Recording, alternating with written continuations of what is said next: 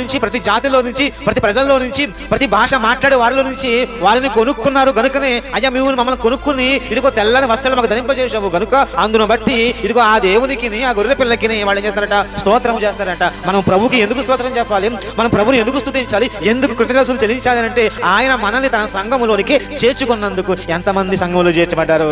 ఎవరైనా సంఘంలో చేర్చబడ్డానండి, ఈ కృతజ్ఞత కోవటం దానికి అని దాంట్లో ఉన్నాయా? ఉందా చెప్పాలి.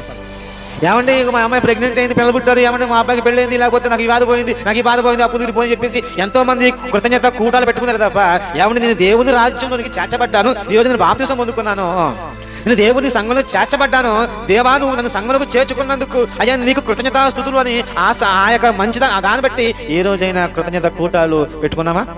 బర్త్డే గుర్తుంటుంది, పెళ్లి రోజు గుర్తుంటుంది, అలాగే చావు రోజు గుర్తుంటుంది, ఇంకా రకరకాల రోజులని గుర్తుంటాయి, కానీ అసలు బాప్తిసం తీసుకున్న రోజే గుర్తుండదు.